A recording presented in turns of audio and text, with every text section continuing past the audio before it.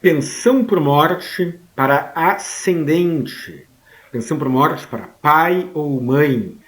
O segurado falece, não tinha filhos, não tinha esposa, não tinha marido, não tinha companheiro ou companheira, mas tinha pai ou mãe ou ambos ainda vivos. Eles, o pai e a mãe, o pai ou a mãe, terão direito à pensão por morte?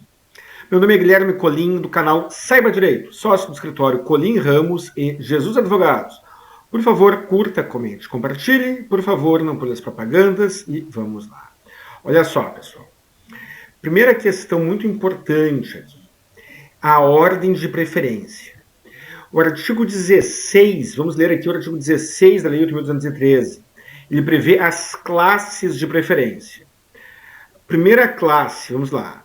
Artigo 16, caput. São beneficiários do regime geral da Previdência Social na condição de dependentes do segurado. Primeira classe, inciso 1. O cônjuge, a companheira, o companheiro, o filho não emancipado de qualquer condição, menor de 21 anos de idade ou inválido, ou que tenha deficiência intelectual ou mental ou deficiência grave.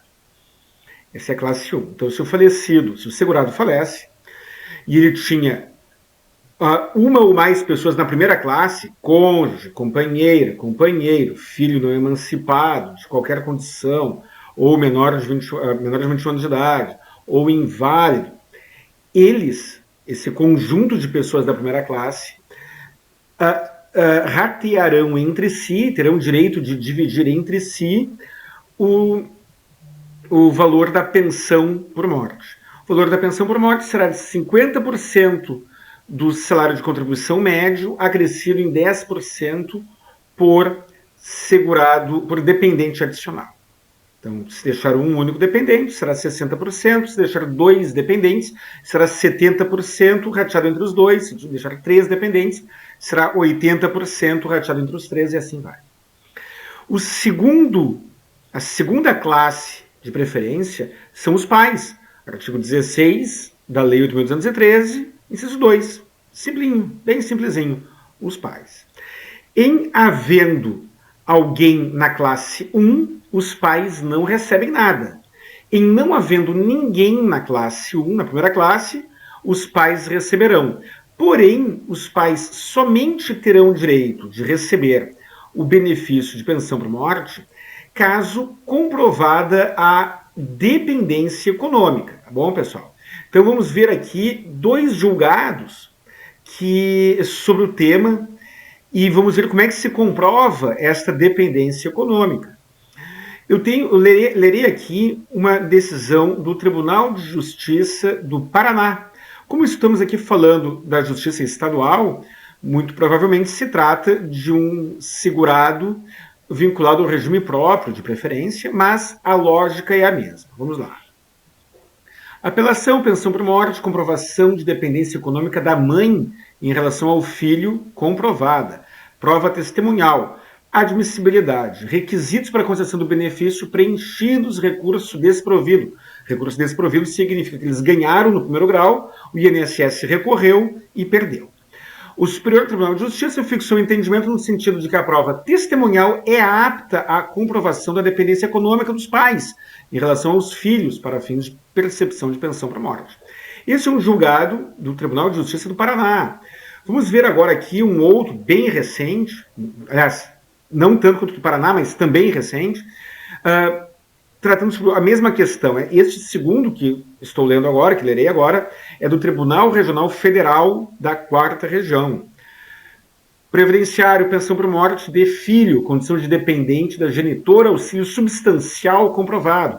Aqui foi necessário, a mãe do falecido, do segurado falecido, comprovou o auxílio substancial. Item 1. Os requisitos para a obtenção do benefício de pensão por morte estão elencados na legislação previdenciária vigente à data do óbito, cabendo à parte interessada preenchê-los. No caso, a parte deve comprovar ocorrência do evento morte. Isso costuma ser fácil, né? A qualidade de segurado. Nem sempre é tão simples assim. Tem um vídeo aqui que fala sobre o período de graça, recomendo que assista. E item C, a condição de dependente de quem objetiva a pensão. O filho menor de 21 anos tem uma dependência presumida, o filho com menos de 21 anos não precisa provar a dependência. O filho com mais de 21 anos ou os ascendentes precisam comprovar. Item 3. Segundo a legislação previdenciária aplicável à presente situação, Lei 8.213, não há exigência da exclusiva dependência dos pais em relação ao filho. Todavia, é necessário demonstrar que o auxílio prestado pelo filho era substancial, indispensável à sobrevivência ou manutenção do ascendente. Tradução: a mãe ou o pai que pretendam pleitear a pensão por morte do seu filho já falecido podem ter renda própria. Podem ter renda própria ou podem ter outras pessoas que os auxiliam financeiramente. O filho falecido não precisa ser a única fonte de sustento do pai ou da mãe, mas é necessário que este auxílio seja substancial. Não basta aquela situação do filho que ajuda com as despesas da casa. O auxílio deve ser substancial para a manutenção do padrão de vida ou a sobrevivência daquele ascendente. Existe aqui uma norma legal que ela é prevista para o cônjuge, para o ex-cônjuge, para a ex-mulher ou ex-marido. Estou falando do artigo 76, parágrafo 2º da Lei 8.213, que lerei agora. Esta norma ela é destinada ao ex-cônjuge, mas a lógica que a sustenta, a lógica que inspirou a sua redação, pode ser aproveitada, estou falando de argumentação, não de fundamento legal, estou falando de argumentação, pode ser aproveitada em favor do pai ou da mãe. Vamos ver aqui, artigo 76. A concessão da pensão por morte não será protelada pela falta de habilitação, de ordem dependente, e assim vai. Parágrafo 2º. O cônjuge divorciado ou separado judicialmente, ou de fato, que recebia pensão de alimentos, concorrerá em igualdade de condições com os dependentes referidos no inciso 1 do artigo 16 desta lei. Ou seja, o falecido tinha uma ex-mulher ou um ex-marido, um ex-companheiro ou ex-companheira. Se ele pagava pensão alimentícia, aquele ex-companheiro ou ex-companheira terá direito à pensão por morte, a participar do rateio da pensão por morte. Não existe norma legal equivalente em favor do pai ou da mãe. Mas vamos lá, pessoal. Caso aquele filho, caso aquele segurado tenha deixado, tenha alguma decisão judicial fixando alimentos, fixando uma pensão alimentícia, isso significa que em algum momento antes do óbito, por óbvio, o Poder Judiciário da Vara de Família reconheceu a necessidade daquele pai e daquela mãe receberem aquela pensão alimentícia. Isso não garante, a pensão alimentícia do filho em favor do pai ou da mãe, não garante o pagamento, né, a obtenção da pensão por morte. Mas, sem dúvida, é um argumento que facilitará muito a discussão daquele pai ou daquela mãe que vierem a pleitear a pensão por morte do filho falecido.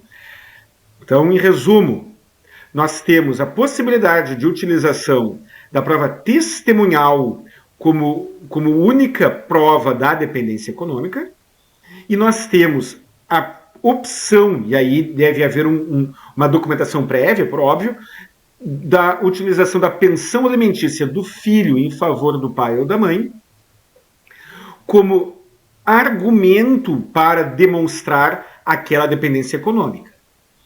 E por falar em pensão alimentícia para pai ou para mãe, lhes convido a assistir o vídeo em que eu entrevistei meu grande amigo e o meu contador pessoal do meu escritório, Evanir Aguiar, em que eu o entrevisto e nós conversamos sobre os benefícios tributários da pensão alimentícia para quem paga a pensão.